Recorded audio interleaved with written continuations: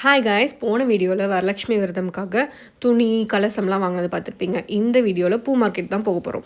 Oh my God, அந்த இடம் எவ்வளோ ரெஃப்ரெஷிங் ஃபீல் கொடுக்குங்கிறது அங்கே போனால் தான் தெரியும். ஆனால் ஃபெஸ்டிவல் டைம்ஸில் பயங்கர கூட்டமாக தான் இருக்கும். இருந்தாலும் அதை தாண்டி நீங்கள் அதுக்குள்ளே போயிட்டீங்கன்னு வச்சுக்கோங்களேன், அந்த கலர் கலராக வெரைட்டியாக பார்க்கும்போது உங்களுக்கு என்ன ஸ்ட்ரெஸ் இருந்தாலும் அது அப்படியே வைப் அவுட் ஆயிரும். நேராக உள்ளே போனோம், அங்கே கொஞ்சம் கூட்டம் இல்லாத சைடாக போனோம். ஒரு 4-5 கடையில் விலை கேட்டுட்டு வாங்கினோம்னா நமக்கு ப்ராஃபிட்டாக இருக்கும். ஆனால் நாங்கள் கொஞ்சம் கூட்டம் இல்லாத கடையில் போனாலும் ஒரு 10 ருபீஸ் எக்ஸ்ட்ரா தான் இருந்துச்சு. அது 2வது டைம் வாங்கும்போது தான் எங்களுக்கே தெரிஞ்சுது. ஃபேமிலியில் என்ன ஃபங்க்ஷனாக இருந்தாலும் கொஞ்சம் டைம் எடுத்து ஸ்பெண்ட் பண்ணலான்னு சொல்லி டேரெக்டாக பூ மார்க்கெட்டே போயிருங்க.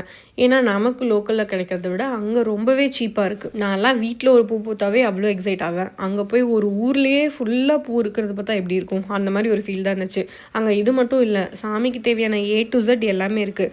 நாட்டு மருந்து கடை எதுனாலும் நம்ம லாஸ்ட் மினிட்ல அங்கே தாராளமாக போய் வாங்கிட்டு வந்துடலாம்.